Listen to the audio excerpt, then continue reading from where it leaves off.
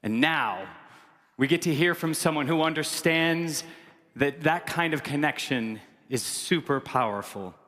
He's a Hall of Fame quarterback. He's a leader on and off the field. He's someone who's shown that success isn't about individual talent alone. It's all about teamwork, trust, and lifting the people around you.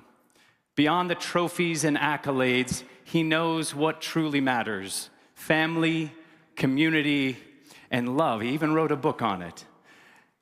He knows what it means to succeed together. Roots Tech, please give a warm welcome to one of my heroes, our next speaker, Steve Young.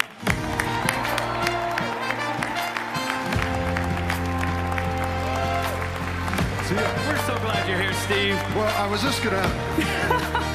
We should get them back out here and show us. You do footwork when you're on the football field, right? There was a day. Hi, everybody. Yeah. We're so glad you're here, Steve. You know, I'm here in honor of my grandfather, Goran Steed. He was a genealogist before it was cool. And he was somebody that would regale us at family reunions and anytime we got together with what he'd found with someone in history, a picture that looked like one of us, some story, some talent that now had been passed through the generations. So this is from my heart. I'm going to channel him throughout this next few minutes just to know what it was like for me to hear his stories and how I now, as he's now passed away, I have his gift and now pay it forward. So it's a lot of fun. Well, are there some stories? What's a story from your history that you can think of that kind of shaped, that made you such a star on the football field? And some I'm not sure are actually true. One of the times he said that when the Pioneers landed in Salt Lake City, when they didn't land. Brigham Young, he said at his home, people would come in from all over and be looking for, destitute. They look for jobs. They look for something to do so that they could get off on their feet. And there was a story that Brigham Young had a big pile of rocks in his backyard. And then he would say, yeah, I have a job for you. I need all those rocks moved to over here. And then the person would move the rocks, and then he'd pay him money and then get them started. And then the next person would come, hey, I need a job. And say, I got a job for you. Got a pile of rocks, and I need to move over here. And then he'd pay him. And so it was like, and I kind of like that story because people need to feel that they're responsible and accountable and give them dignity. And so that's a weird story that pops in my mind. Yeah, but have you taken that into your life? Have you tried to? I think so because so much of my football life was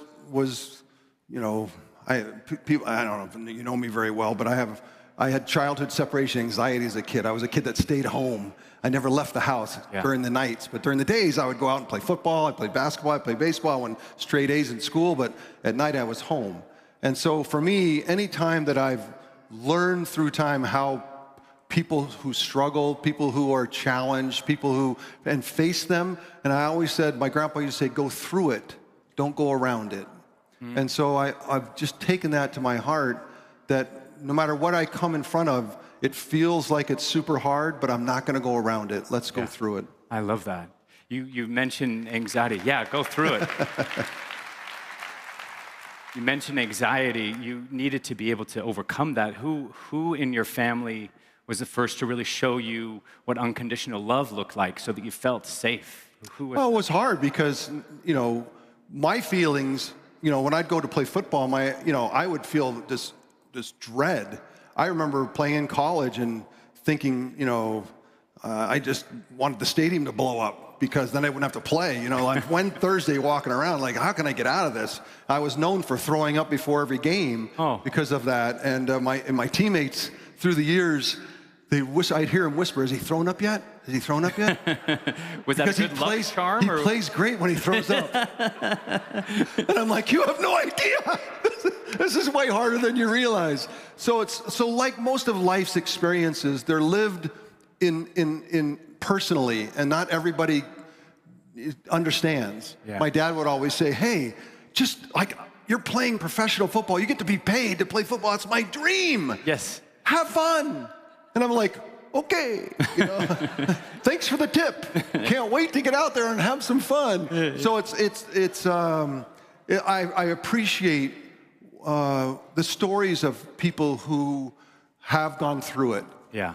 And have shown me, my dad, my mother, my grandfather, like it doesn't take long to find stories of people who have chosen to go through it rather than around it. Yes, and I love that. What a great theme. Go through it. We're going to keep that. We're going to keep that with together. But you have to be careful because it's easy to say, super hard to do.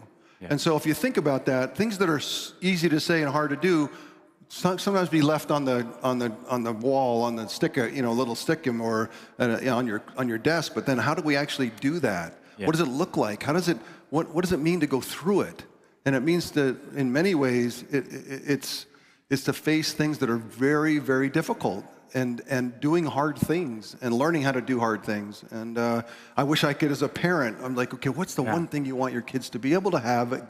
The skill. And I said, well, I hope they have the skill of being able to do hard things. Yeah. And one of the hardest things is to own the vulnerability that I recognize when I have screwed up or I've made a mistake.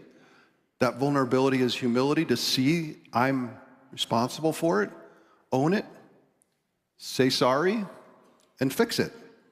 And so in that way, if I could have my kids learn one talent, it would be the vulnerability to see their mistakes, say sorry and fix them. Because that's really the round, in many ways, that's going through it. If you hold on to that as what it means to go through it, then we'll be in pretty good shape. Now, you went through a lot of hard. Yes. They love Thank you. They want you to dance again. Come home with me so my kids know that it makes sense. Yeah, what is that like? Because you have gone through very hard things. You're in one of the most looked at, scrutinized, high-pressure jobs that's ever been around, I would say. And what was it that got you through that at home? When you came home, were you able to leave that behind? How did you I can get through the next day? What was happening at home? Honestly, there were some really hard times. There was times when I inadvertently allowed myself to play the victim. Football is a lot of people. Yeah. In sports, that's 50 guys on a team, 22 on the field. That's too many people. I mean, that's just chaos. And so that you can imagine the mitigating factors that happen almost every play that you just have no control over. Right. And so what happens is if things don't go well, your natural reaction is to say, well, look at all the crazy stuff that happened. Yeah. And if you're not careful, that's where you live. We lost. What can you do better? That's not the question. It's like all you can do is come up with the reasons why. Yeah. And so I found the most important thing that I learned in going back to our theme of going through it, since we found that, was to own the truest truth. The truth was there was a lot of things that happened that I couldn't control. But the truest truth was the ball was in my hands. Yeah. And so with the ball in my hands, I'm actually ultimately accountable. And the ultimate accountability needs to be spoken to. And not spoken to tomorrow, but at the moment when things have gone wrong. To be able to look people in the eye, your teammates, and say, look, I screwed it up, but let's go fix it. Yeah. And most humans, when they hear that truest truth of accountability, that sense that I recognize my place, I recognize what I've done, and I want to go fix it, almost every human will say, let's go. Yeah. Right? Let's do it. The second, if I would at those moments said, well, you turned the wrong way, and you didn't block your guy, and you didn't, they were all true. It's truth, but it's not the truest truth. All of a sudden, what they're doing is, well, yeah, but and then you get into this mitigating blame game and victimization, and you can't get anything done. Yeah. And so I think that's, as we think about generationally, that's what my dad and mom, and I even actually my wife Barb, I'm around people who show me how to go through it every day. Yeah. When you're on the field, was there ever moments of love? There are guys hitting each other really hard. Were there any moments that you look at someone coming to destroy you, and you're looking at them with love? You've fallen into my trap. Oh, good. Because it was Bill Walsh, my Hall of Fame coach, who in 1987 This is when football was archaic. I mean, it's still pretty brutal, but it's enlightened. But in 1987, he stood up in front of the whole team the first practice of the season in a situation like this and said, I don't care what play we call on the field. I don't care what defense we run. We will win because we have shared common experiences together and an element of love for each other. And I remember being in the back thinking, this is football. Like, what did he just say love? How that came, what came from that value was that it doesn't matter what play is called. If we are one, if we have shared common and we know each other. He said, I know that you could play on this team for 10 years and you'll know everyone's last name because it's on their jersey, right? But other than that, you won't know anything about them. You will have played together for 10 years and you know so little. And as genealogists, you have to love the ideas like shared common experiences, not on a football team, but through generations. But imagine as the concept, as the value, if that's your North Star, if that's what we're about every day. He wrote a book called The Score Takes Care of Itself. And it's really, it's an impactful comment because you think about love. Love is selfless love. I wrote a book about it. The way that God loves is without condition, without, and seeks our healing at all places and all times. So in that way, love is, the law of love is undefeated in football. It doesn't matter where you are. And I've seen that. There was a great player named Reggie White. He was one of the great players of all time. He was 6'6", 350 pounds. Maybe 400. He was just huge. But he was built that way. He was born that way. That's just natural size. And when we played him, you couldn't block him. He was just unblockable, and in many ways, we'd be like, well, how are we going to take care of Reggie White? I'm like, well, I don't know, let's just all run to him and see if we can just get in his way. And when you played him, he was loud. He would yell. Like, you'd snap the ball, I'd drop back to pass, and he'd be like, ha, ha, and he'd be throwing people out of the way, ha, and you could hear him coming, like, ha, ha, ha, like, oh no, he's here, And then he'd grab me. And as he grabbed me, he'd pick me up, he'd turn, and he'd fall on his back. Oh. But then he would hold on. And he's like, Steve, how you doing? Because we were buddies. We broke in together as rookies. We were in the Hula Bowl together. He was the University of Tennessee. I was BYU. He was a Baptist minister and all of that. Like, we were just fast friends. And so through the years when we'd play, we wouldn't have talked. We had not spoken for some time. And I forgot to cover it with him before the game. And so during the game, he'd come to sack me like, hey, Steve, are your parents here? Because your dad helped me out. Like, Reggie, let me go. Let's talk. Let's talk after. But the point is, and again, going through it, that's our theme for the next 4 minutes, is really think about the ability to be in the most adrenaline-filled, competitive environment. Just totally transactional, totally who gets what, winners and losers, and all that part of it, and that he could be in the thick of all of that, screaming and yelling, ah, then grab me, and then he becomes a friend. Yeah. That's emotional and spiritual athleticism, which I honor more than physical athleticism, right? And so in that way, can we be more like Reggie and be able to wear many shoes? I'm a husband, I'm a father, I'm a son, I'm a friend, I'm a coworker, I'm a partner, I've got all these other titles. I'm a fellow driver on the highway. Like, we're all in this together. Can we find the bounty in each relationship that we have by putting the North Star as love? And that's the idea. Love that. Steve, thank you for sharing that. You bet. I would love to hear, we're here at Roots Tech, we're talking about family history, and some people forget that you're part of your future kids and grandkids. You're going to be one of their ancestors. When your kids... Not yet. I don't want to... I'm really down. I'm bummed about the plan that has us all dying. Yeah. And especially I look in the mirror today, it's not going well. Like, it's not headed in the right direction. Okay, and I want to... But I do recognize that wisdom comes with age, and so I don't want to go backwards. Yeah.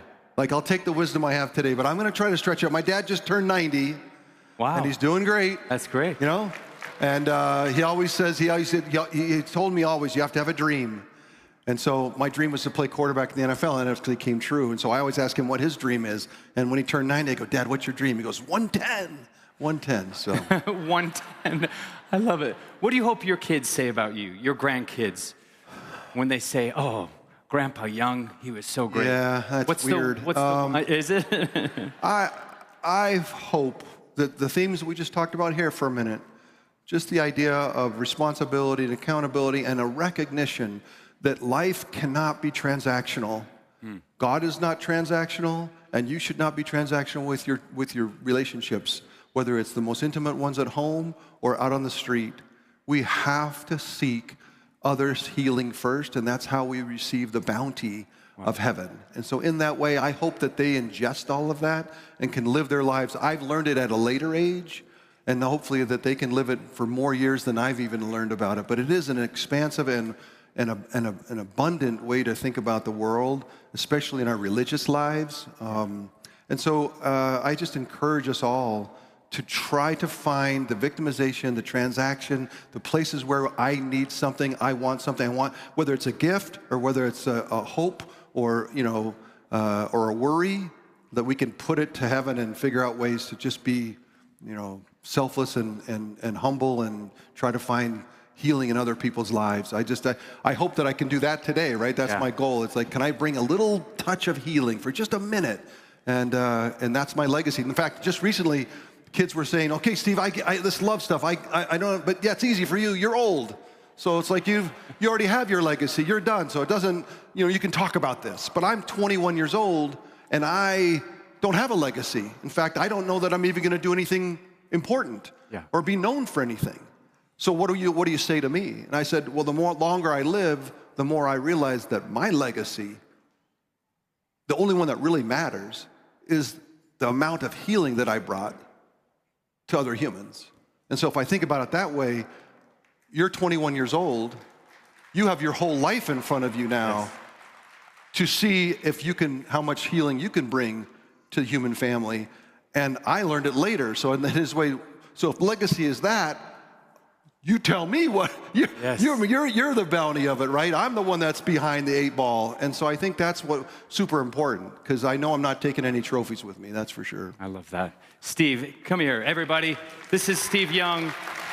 Thank you so much for sharing your story. My pleasure. And thank you for the example. You are an example of everything that you just talked about. Thank you so much. Much love to everybody. Thank you. Thank you. Thank you so much.